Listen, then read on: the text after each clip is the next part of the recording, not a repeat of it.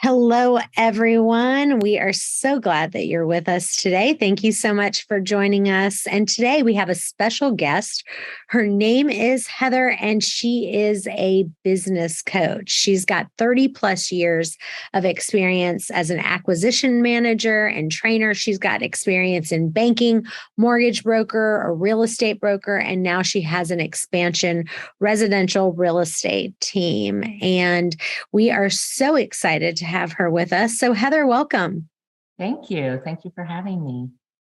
So talk a little bit about kind of what got you into your fan about relationships. Like you are kind of the relationship guru, if you will. And what kind of started you on that path of like, all right, if I want to be successful, I've got to really learn how to build relationships with people. Well, thank you for asking that question. It's so interesting when we look at relationships. Oftentimes, we start that earlier in our lives and we don't necessarily realize it. We look back at the patterns in our life, right? We all have patterns. So what I noticed is I started doing that around 10, just in how I was relating with my friends or in organizations that I was in. And as that started to go into business, which I started when I was 19 while I was in college in banking, I found myself moving very quickly from a transactional teller to a branch manager and into acquisitions and mergers. And what transpired in that 8 years was development of relationships, development of partners, strategic partners, employing and hiring people, and also knowing how to relate with them from the very beginning.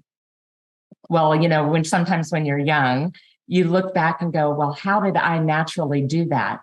And I think some of us just need to realize that we want to look at ourselves. Internally, we're leaders, and we have the capability to lead that plan and those relationships. So that's kind of one of the things that I have started with. And it was one of those things that naturally went through the whole 30 years of career. So what would you say is kind of, right now everyone's looking for lead gen and they're really working on, hey, I need to get lead gen. I need to buy leads. And I think one of your starting points is, but you first have to build relationships. So talk about that, how the two tie together. Excellent. We talked a little bit earlier about social media and, of course, internet leads and other opportunities of lead generation. We all hear lead generation. Well, those of us that are a part of the generosity generation, we're actually looking to develop relationships rather than leads. And in doing so, you're out having coffees with one-to-ones, you're holding events, you're making sure that you're making regular intentional conversations and systems. So it's your plan and your systems that actually lead to those relationships. And, Chantel, you were asking me a little bit about social media. To me, all of the social media that I run and all of those things are a stem of my relationships. They're private groups. They're things that we relate even on the social media. So we're not out there buying leads, which, as we know, we're in a changing market. And in the market that we're in, buying leads isn't always going to get us a good lead. It also leads us to transactional business. So one of the questions I might ask each and every one of you is, what kind of business do you want to lead? Are you a transactional churn and burn realtor or business owner? Meaning you have to keep going and finding new people because you're not taking time to relate with the people you already have. Or are you a relational business owner and leader? And if that is the case, the time and energy and investment you put in to the people surrounding you will turn your business in amazing ways. And then you're not out spending your money on new people all the time. You're spending the money on your current people. So let's talk about that. Let's make it as practical as possible. Someone's listening right now. What are some systems and plans that they can do of past clients and current clients that you go, these are some things that you've got to make sure you put in your checklist to make sure when these people are done with this transaction, you're going to be referable. Like these are the steps that you always do on a transaction or after the transaction that you do. What would that be? Well, that's another great question. I coach a lot of business owners through these steps because I created them for my teams over the years. And that is probably the first question is, how do you put down those steps onto paper so your assistant, your team, and yourself are all following the same patterns? And that is going to create your culture and your community. So some of those steps are going to be, okay, during your relationship with a new client, you're going to have a system in place for your communications. You're going to call each active client Monday and Thursday every week. That's what I do. And I make sure I communicate good, bad, and ugly, right? We're not always good. We're communicating. So in consistent communication, that's your first step. Your first step is making sure you have those in place. The next one is making Give us a couple more of that because that's, I think, really practical. So I don't want you to leave there. So okay. I love that. So you're saying, like, is there a certain time every Monday and every Thursday you go at 9 a.m. I'm calling every current client that I have and giving them an update on what's going on with their transaction. Is that what I'm hearing you say? Yes. So the first week of being in communication with a new client or a repeat or referral, same system, every client, friend, family, new, old, same system all the time communicating. So Monday mornings, I like to have a text first because I don't know where some of my clients are. They might be in the middle of work or something. So a call right at that time may be inappropriate for them. So I found that a templated text, and for me, the text, obviously, I lead personally with listings. My buyers specialists do it with their buyers. So we talk about the market over the weekend, and we talk about the activity around their property. Any contracts that were written, anything that went on the market, how many buyers came through, and that will give them an idea and understanding. Therefore, especially in the transitional market that we're in right now, we are talking about price reductions more than we have in the past. And if you have been in the market less than 5 years, you have the opportunity of being a really great realtor without having to do much. And now these systems of things that people have been doing for years are going to come into play, especially if you're newer. You're going to show your experience with your clients. So you're going to talk to them about the current market, whatever happened, and specific numbers within a quarter mile, half mile, or neighborhood of that house, depending on your market. So you'd call your seller and say, every Monday, you've got a seller, you're calling them and saying, hey, I just wanted to call you, or I wanted to give you a text. If you're available right now, I'd love to talk to you. That can be a templated text that you literally have on your phone that you send to each person that says, hey, if you're available right now, I'd love to tell you everything that has gone pending, sold, or under contract since we last talked about your property. Are you available now? Does that sound like what you would send in the text? I did do that sometimes. Yes. What I found is sometimes they didn't need to call me back. So I actually added in pending, sold, and put those little things, and then I fill in their numbers. So then they're getting it faster and going, wow, she's really up. They're really on their mark, their game. They're talking to me and they're communicating with me. It's also going to be, hey, we need to talk about a price reduction, or wow, we had a fabulous weekend. and it looks like there's an increase, right? So it really depends on what we're going to need to talk about, but you're leading that and getting them to call you. It's a lot easier for them to call you immediately following when they already have some information and they're clear on what that conversation is going to be, especially if you have that personality. I don't know if you've done some DISC assessments. If you understand your personality to be a little bit more challenging with conflict, sometimes it can help lead you into that conflict resolution, that next step.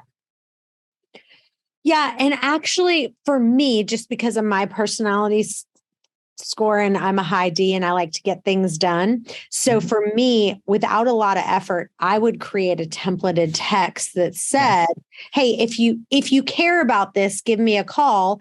If it's not really that important to you, have a great day or whatever it is. Because that way you're giving the communication, and then I'm not doing a whole bunch of work for somebody who doesn't give a rip. Do you see what I'm saying? Like, right. Hey, I've got this information for you. I can now have a seller one and a buyer one. If they're interested, great. If not, I don't have to now pull it up in the MLS, what sold, what didn't sell. What would be a good text message to send to all the buyers who you are current clients that you need to kind of get in touch with? Well, I talk a little bit to my buyer specialists about this. More so, it's our systems of how we go about working with our buyers.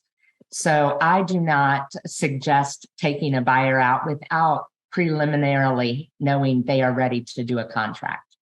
So that's your first step, is making sure you're talking to people who are ready to do that. But on Monday morning, you're going to talk about the traffic and what you saw, maybe at an open houses that you saw come about, or new houses that came on the market over the weekend. And you're going to talk about how many of those went under contract, because that is going to give them an identifier about how much competition they have. Because the aspect of competition is for buyers. It has been in the past. Now it's a little bit more so. It's going to be, do they have their finances ready? Because we're in a changing market. You also want to talk to them about your negotiation strategies. I like that. So give us some more practical tips now for people who are your past clients, of all the different things that you've suggested for people to do to get them to either give you a referral or pull the trigger on themselves buying or selling. Okay. Yes. Once they're our clients, they send us repeat and referral because of our systems. I have a very quick phrase. How many of you have been told, oh, I have a friend, I have a family member who's a realtor, when you're talking to someone new? All of us have heard that many times in our careers, right? So there's something I like to say. Are you familiar with their business model, their systems and practices? And would you get served the same way all of their clients get served? Or would you not? And if they don't know, I say, well, I do. Many of my testimonials are actually from friends and family over years. I would love to have the opportunity to work with you. So that their opportunity to get newer clients who oftentimes think they already have someone in their corner because of a relationship of some sort. So to the next step of your question, Chantel, is the fact that once they are your client, you're communicating regularly during the process. You're negotiating well for them. You're relating with the partners around the deal, and you're bringing in your strategic partners successfully and all the way to close. Now, at close, how many of you have seen a lot of people take really big closing gifts to the table? Probably a lot of us, right? So I like to not take a closing gift to the table. I typically would like to take them to lunch or something that I relate with after the closing. And then I do a pop by when it's comfortable for them a couple weeks after they move in with their closing gift, their housewarming gift. And we're also preparing for a housewarming party. And there is the beginning of events with clients that are going to become repeat and referral clients. You're offering to cater and do a housewarming party for their friends. Now, I'm sure if you're listening, what you're also hearing is the opportunity to meet their friends and have a whole room of people that get to know you, but not on a have to talk about real estate. You're having fun and being introduced. So that would be the first step. Well, I love what you just said, because I think what happens is people who, as soon as they hear, oh, I have a family member or my best friend is a realtor, they immediately just go, oh, okay. And then they just shut the door on that. Mentally, they go, I'm not going to get that referral. And I loved what you said. And I'd like you to say it one more time about, do they have the systems in place? And one thing that I will share with you is this week, it just happened to me. A friend of mine texted me and said a friend of hers had a really bad experience with a house that she had put under contract. Her realtor told her to put no contingencies. They found out all these problems and she needed to get out of the house, and she wanted me to help. And I said to her, I said, this is what happens. I said, friends don't let friends use anyone except a realtor from Kanzel Realty, is what I said to her. I said, here's what we're doing right now. I said, this is a complete nightmare. She used her quote friend, and now it's a complete nightmare. And I think having some of those nightmare stories in your back pocket is really, really good. So I think what you just said is talking about the systems that you have in place, but then having it where you say, I want you to know there was a story, you could say my broker or my friend had said that she had someone who used their quote friend, and they got them in such a pickle. And here's the thing. This is the largest purchase that you will ever have. This is not time to work with someone who doesn't have the systems in place. Expand on that a little bit more of what you would say to someone like that to really convince them not to use their quote friend. So I actually go about not telling them not to use them. If you heard what I said if they have, so I gave them what they needed to look for, which most of the time they're not finding. So then it helps them sell back to you. Does that make sense? Yes. So what I'm saying to them is, if your friend or family member have systems and a plan in place that they are going to serve you, whether you're a friend, a family, or a new client or a repeat client, then absolutely use them. However, if you are not familiar with any of those business models or systems that they have, I do have them. And I have a lot of testimonials of those relationships. I'd love to have the opportunity to work with you. And now a word from our sponsor. This episode is brought to you by Kanzel Realty. One of the other things we give you is revenue share, where you get 5 levels of money in your downline every time you attract an agent to the company. And guess what? The first 3 levels open up right away. So let's pretend like you're not a great recruiter, but you bring on a couple people who are heavy hitters. Guess what? You don't have to hire 5 or 10 agents to open up those tiers. You automatically get those. So that's what makes us very different. This is Kanzel.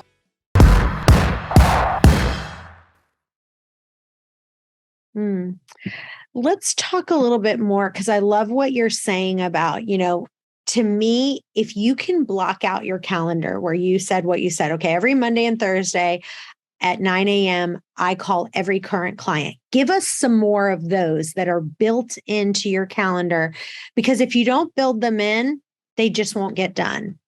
If it's not on your calendar, it doesn't exist. So exactly. in my coaching, the very beginning of my coaching is always on the self. and the self-management of your calendar. And all of my clients, it doesn't matter how many years of experience they have, they're always questioning, why are we doing this calendar thing?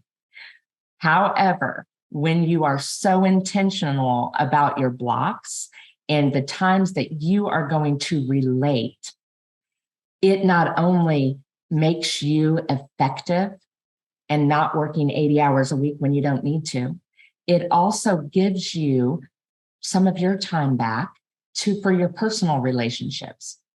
So I like to relate that back to our family and our children, and our significant others are very important in that calendar as well.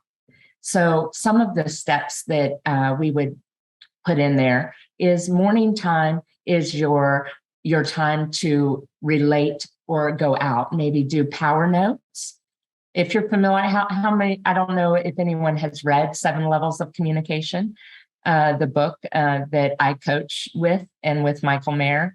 In that book, one of the first things you can do is your amazing relationships or conversations you have from the week.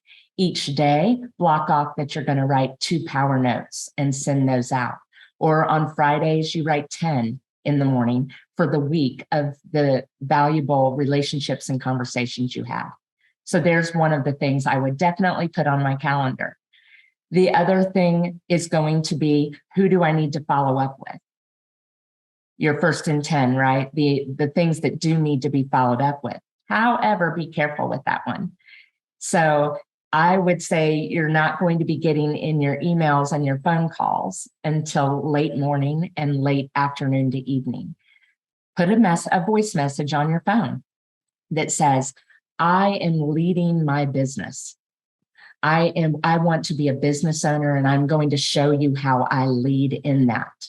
How I do that is I put a message on my phone that says, your call is very important to me. I return messages and calls between 11:30 and 12 and 5:30 and 6. If this is of urgent matter, please text me and I will get back in my earliest convenience. I want to give a little variation to what you said for the power notes, because I know for me, like, I don't have the patience to write a handwritten note, then go get stamps, then mail it. And I know people like it and all of that. But to me, because I am passionate about efficiency, so like, I'll give you an example. So for me, if I was going to write a note, let's say to one of our brokers, Deborah Myers in Florida. So for me, if I sent her, I would go onto my phone, I'd go to my text app, I'd go to my voice piece where it's recording my voice. And I could do one of 2 things. I would just hit record and say, hey, Deborah, I just wanted to tell you that you are one of the most amazing brokers we have here at Canzel. And the way that you love on our agents in Florida is absolutely amazing. I just love everything about you, and you are extraordinarily special to me. I hope you have a great day. And then I did that as a voice text, right? Mm-hmm. That literally took me about 15 seconds to do. And I could either do it as a voice text, so she knew, like, I'm sending this straight to you, or I could do it where it, transcribes it for you. That took 15 seconds of my time. I'm sure that it would brighten her day. And I think that, it has either just as much impact or almost even more impact, especially if you did the voice to text, or even you could do a video if you didn't want to, if you were looking glam that day and not like me with an eye infection today. But you see what I'm saying? Like, that took 15 seconds. That handwritten note, literally that whole process, and it costs money to do it too. I think it's good. Don't get me wrong, but I think you can. I'm just all about efficiency. Give us some more tips of things like that you can do. I love you, Chantel. Chantel is the high D, and I am too. However, I have also learned that a few moments to do certain things, I would say the power note is one of them that I would even if it's not 10 a week, even if it's one or two really, really great relationships or one-to-one coffees or lunches that you had, something that you really want to show the value in that handwritten note in the mail. None of us get them anymore. So they actually mean a lot more by taking a little bit of that time. However, Chantel, I love the text. So I actually coach, that's one of the other ones, is text video. And I actually say do videos unless there's a day. However, how many of your clients actually want to see transparency, realness? So I started doing them probably about a year ago. I do 10 video texts every morning. And on my calendar, Monday mornings, it's going to be current clients aside from the text. Tuesday mornings, it might be our gratitude morning. I'm going to send 10 gratitude texts to my strategic partners. So you're going to pick your own calendar of days. Who do you want those video texts to go to every morning? Because Chantel just told you 15 seconds for one. You're talking maybe 15 or 20 minutes of great relational value. They're seeing your face. Have you ever heard that video creates a parasocial relationship? So by giving them your face, even for those few seconds, you are creating a regular relationship with them. So in doing that, create your calendar every morning. Who are the 10 people, and not necessarily the who, but the what. Do I want to do active clients today? Do I want to do gratitude today? Which day am I going to call? I'm going to do it to all the A's and W's in my database. So you're going to break it apart depending on the pillars of your business and what you need to focus on for your relationships. The other aspect of those video texts is just the same as a power note. P.S. When you get this, call me or text me.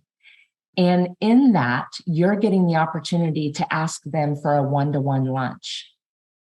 And then that leads to the next thing, which is our stacking networking lunches, where you are becoming the influencer and the leader, and you are creating the connections with each and every person that you have those lunches with.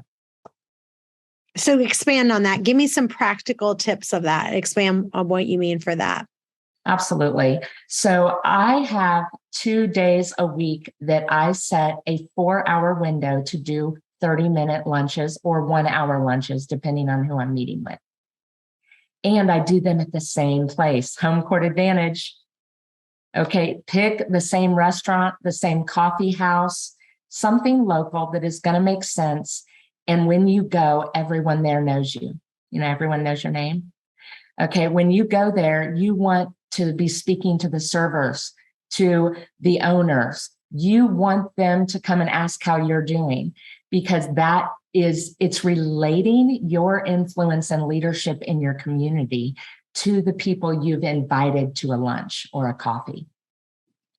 Then how many are you doing? How many are you doing of those per week? Like how many lunches and how many coffees? And are you saying, all right, I'm going to do one at 10:30. I'll just stay at the, let's say it's a local coffee house. I'll do one at 10:30, one at 11, one at 11:30. That way I can just stay here. I can do work in between, make them 15 minutes each, kind of expand on that.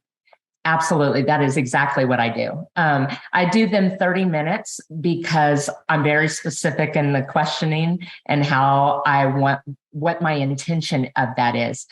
So I don't know about any of you, but other than the D's, we probably have a lot of I's on here. And those are the really social realtors, and they do great at socializing. But I think we've all found that if we're not intentional about it, we actually find that we leave a meeting and don't have what we need to follow up.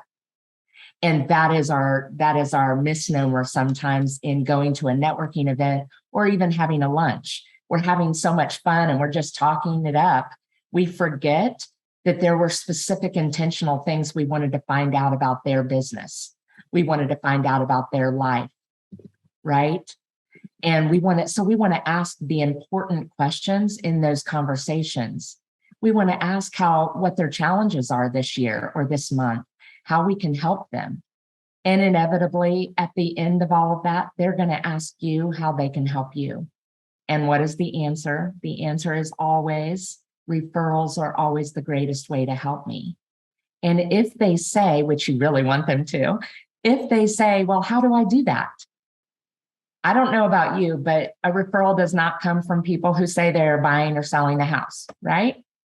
So what you're wanting to teach them is, I need you to look for your friends and family who might be having a life change, like a divorce, a baby, a marriage. So you're planting the seeds of what you really need them to help you with.